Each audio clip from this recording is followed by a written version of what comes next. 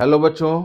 तो हम डिस्कस कर रहे थे बेसिक टर्म्स इन आइसोमेरिज्म। तो पहला हमने डिस्कस किया था basic term degree of carbon, दूसरा मैंने किया था डिग्री ऑफ अल्कोहल, और आज हम डिस्कस करेंगे डिग्री ऑफ अमाइंस। कैसे पता चलेगा कि कौन सी अमाइंस फर्स्ट डिग्री है, सेकेंड डिग्री है, थर्ड डिग्री, मतलब 1 डिग्री, 2 डिग्री, 3 डिग्री, कैसे पता करेंगे? तो अगर कोई भी नाइट्रोजन सिर्फ एक ही कार्बन से जुड़ा होगा तो 1 डिग्री, अगर नाइट्रोजन 2 कार्बन से अटैच होगा तो 2 डिग्री, अगर 3 कार्बन से अटैच होगा तो 3 डिग्री। ठीक है, तो जैसे मैंने बोला आपको कि क्या होगा फिर degree of amines, the number of carbon atoms directly attach with nitrogen. For example, अगर फॉर एग्जाम्पल हम यहां पर देखेंगे तो क्या मिलेगा आपको? RnH2। ठीक है, तो यहां पर देखो, यहां पे क्या है, ये कार्बन है, तो एक ही कार्बन नाइट्रोजन से जुड़ा हुआ है, तो ये 1 डिग्री हो गया, मतलब प्राइमरी अमाइन। ठीक है, यहां पे देखिए तो ये कार्बन जुड़ा हुआ है नाइट्रोजन से, दूसरा ये कार्बन जुड़ा हुआ, ये भी कार्बन है ना, ये कार्बन जुड़ा हुआ नाइट्रोजन से, ये वाला, तो ये क्या हो गया? 2 डिग्री। इसको अगर देखो आप, इसको देखो तो यहां पर क्या दिख रहा है आपको? एक कार्बन इधर जुड़ा हुआ, दूसरा कार्बन इधर है, तीसरा कार्बन इधर है, तो this nitrogen is directly attached with 3 carbon, so it is called as या नोन एज 3 डिग्री अमाइन। अब अगर यहाँ एनिलीन की बात करो, है ना, तो एनिलीन में बेंजीन रिंग है, यहां पर क्या है? कार्बन है, इस जगह पे कार्बन है। अब देखो नाइट्रोजन यहां पर एक ही कार्बन से जुड़ा हुआ है, इट मींस इसको भी हम क्या कंसीडर करेंगे? 1 डिग्री अमाइन, मतलब प्राइमरी अमाइन में हम इसको कंसीडर करेंगे। यहां पे देखो इस स्ट्रक्चर में, तो this nitrogen is directly attached with this carbon, एक कार्बन ये हो गया और दूसरा कार्बन यहां पर ये हो गया, तो मतलब यहां पर भी क्या है? ये नाइट्रोजन 2 कार्बन से जुड़ा हुआ, तो 2 डिग्री अमाइन। अब इसको देखें नेक्स्ट एग्जाम्पल को, तो यहाँ पे जो नाइट्रोजन है वो देखो, इधर एक कार्बन से जुड़ा हुआ, एक इधर से जुड़ा हुआ और एक यहाँ पे जुड़ा हुआ, तो this nitrogen is directly attached with 3 carbon, it means this is a tertiary amine. ठीक है, या 3 डिग्री अमाइन। नोट कर लो बच्चों इसको, फिर आगे बढ़ते हैं। तो देखो बेटा नेक्स्ट एग्जाम्पल, अब एक ऐसा एग्जाम्पल ले रहा हूं जिसमें सब मिलेगा आपको। अब देखो यहां पर अगर देखो इस नाइट्रोजन को देखो, तो this nitrogen is directly attached with this carbon and this carbon, मतलब 1 2 3, ये नाइट्रोजन 3 कार्बन से जुड़ा हुआ है। इसका मतलब इस नाइट्रोजन की डिग्री क्या होगी? 3 हो जाएगी, मतलब this is a tertiary amine. इसको अगर देखो तो ये नाइट्रोजन एक कार्बन यहाँ पे, एक कार्बन यहाँ पे, तो ये कितने कार्बन जुड़ा? 2 कार्बन से, तो ये क्या हो जाएगा? 2 डिग्री, है ना नाइट्रोजन। इस नाइट्रोजन को अगर देखो तो ये नाइट्रोजन सिर्फ एक ही कार्बन से जुड़ा है, इसलिए क्या हो जाएगा? 1 डिग्री अमाइन। ठीक है, तो ये 3 डिग्री अमाइन, ये 2 डिग्री अमाइन, और ये क्या हो जाएगा? 1 डिग्री अमाइन। क्लियर है? तो नोट कर लो बच्चों, फिर अगले कंसेप्ट पे हम लोग आते हैं।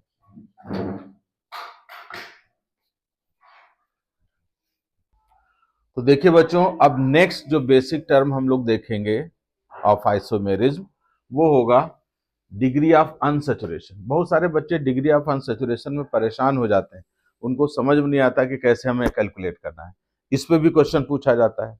ठीक है, तो मैं आपको बहुत आसान तरीके से आपको बाय ट्रिक आपको समझा दूंगा, तो बिल्कुल 100% डिग्री ऑफ अनसैचुरेशन DU आपका क्लियर हो गया। तो इसको कई नाम है, कहीं कहीं लिखा मिलेगा degree of unsaturation DU, index of hydrogen deficiency ISD लिखा होगा, डबल बॉन्ड इक्विवेलेंट DB किसी बुक में लिखा होगा, कहीं अनसैचुरेशन इंडेक्स UI होगा, तो कोई दिक्कत नहीं, सब एक ही बात है। पहला मैं केस बात कर रहा हूं यहाँ पर, कैसे इसको हम स्टेप बाय स्टेप आपको समझाएंगे। केस पहला है यहाँ पर, मतलब फर्स्ट केस है when pi bond is present. अगर पाई बॉन्ड प्रेजेंट है मतलब अनसैचुरेटेड है।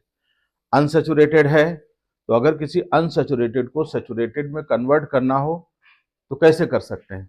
हाइड्रोजन का एडिशन कर दो, तो जितने हाइड्रोजन मॉलिक्यूल आप ऐड करोगे कि वो अनसैचुरेटेड कंपाउंड सैचुरेटेड कंपाउंड में कन्वर्ट हो जाए, वो हाइड्रोजन मॉलिक्यूल का नंबर क्या हो जाएगा?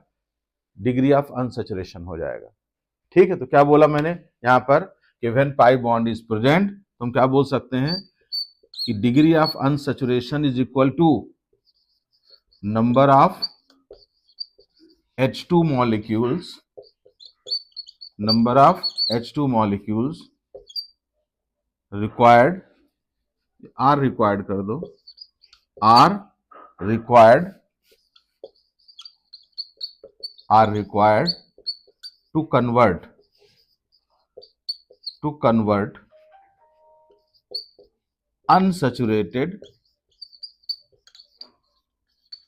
unsaturated compound into saturated compound. किसमें कन्वर्ट कर दें? सैचुरेटेड कंपाउंड में कन्वर्ट कर दें। ठीक है, समझ रहे हो क्या कि degree of unsaturation is equal to, या ऐसा भी आप बोल सकते हो यहां पर कि du is equal to number of H2 molecules are required to convert unsaturated compound into saturated compound. अब अनसैचुरेटेड कंपाउंड क्या होगा भाई? या तो डबल बॉन्ड होगा या फिर वहां पे ट्रिपल बॉन्ड होगा। तो हम सीधा सीधा क्या देखेंगे? पाई बॉन्ड्स देखेंगे यहाँ पर कितने, है ना? जितने पाई बॉन्ड्स होंगे उतने H2 मॉलिक्यूल्स की आपको जरूरत होगी। ठीक है, तो पाई बॉन्ड तो आपको दिख नहीं रहे, मान लो स्ट्रक्चर दे रखा तो आप इजीली बता सकते हो वहां पर। ठीक है,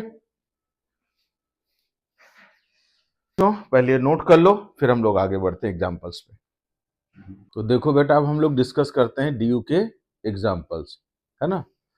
तो आप देख रहे हैं सब अनसैचुरेटेड कंपाउंड्स लिखे हुए हैं, सभी के सभी अनसैचुरेटेड हैं, है ना? और ये हम जो डिस्कशन कर रहे हैं अभी, ये हमने कहा था आपको कि if pi bond is present या when pi bond is present, अगर पाई बॉन्ड प्रेजेंट है, लेकिन कैसा केस देखना अभी? केस फर्स्ट में ओपन चेन कंपाउंड्स की बात कर रहा हूँ, मतलब एलिफैटिक की मैं बात कर रहा हूँ। तो पहला कंपाउंड देखो, इसमें CH2 डबल बॉन्ड CH2 लिखा है, यहाँ पर एक पाई बॉन्ड है। तो अगर हम एक पाई बॉन्ड तोड़ेंगे, तो यहाँ पर एक एच इधर लगाएंगे और एक एच इधर लगा देंगे, मतलब एक पाई बॉन्ड को तोड़ के उसको सैचुरेटेड में कन्वर्ट करने के लिए हमें एक H2 मॉलिक्यूल की जरूरत होगी। तो DU इज इक्वल टू कितना? 1, या पाई बॉन्ड कितना? 1, तो DU क्या हो गया? 1। इसमें देखो, इसमें दो पाई बॉन्ड है तो 2H2 मॉलिक्यूल्स की जरूरत होगी, तो यहाँ DU कितनी हो जाएगी? 2 हो जाएगी। मतलब DU is equal to number of pi bonds present in a compound. Open chain की बात हो रही, एलिफैटिक है, ध्यान रखिएगा। अभी हम लोग साइक्लिक स्ट्रक्चर्स में कोई डिस्कशन नहीं कर रहे हैं। ठीक है, तो केस फर्स्ट में ले रहा हूं। या फिर आप कह दो कि भाई ये अनसैचुरेटेड कंपाउंड को सैचुरेटेड में कन्वर्ट करने के लिए दो हाइड्रोजन मॉलिक्यूल्स की जरूरत हुई, H2 मॉलिक्यूल्स की, तो DU क्या हो गई? 2 हो गई। इसमें देखिए कितने पाई बॉन्ड? 2। या कितने हाइड्रोजन मॉलिक्यूल्स की जरूरत? 2, तो DU कितनी हो गई? 2। अब इसमें देखो, दो पाई बॉन्ड और एक 3 पाई बॉन्ड, तो DU कितनी हो जाएगी? 3। या फिर 3H2 molecules are required to convert this unsaturated compound into saturated compounds। तो फाइनली हम क्या बोल सकते हैं ना? Finally we can say that, क्या बोलेंगे? DU is equal to number of pi bonds present in a compound. तो कुछ नहीं सोचना है, अगर हाइड्रोजन से देख पाओ तो ये देख लो कि कितने हाइड्रोजन मॉलिक्यूल्स की जरूरत होगी उस अनसैचुरेटेड कंपाउंड को सैचुरेटेड कंपाउंड में कन्वर्ट करने के लिए।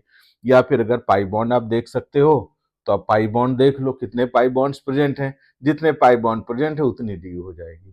ठीक है बेटा, तो इसको नोट कर लो, फिर हम लोग आगे बढ़ेंगे, है ना, नेक्स्ट केस पे। तो देखिए बच्चों, तो केस 1 मैंने आपको बता दिया DU का। अब केस जो 2 आएगा वो आपको नेक्स्ट वीडियो में मिलेगा, इसलिए इस वीडियो को देखिए और अच्छे से समझिए, और जल्दी आपको नेक्स्ट वीडियो भी मिलेगा सेकेंड केस के साथ। ठीक है बच्चों।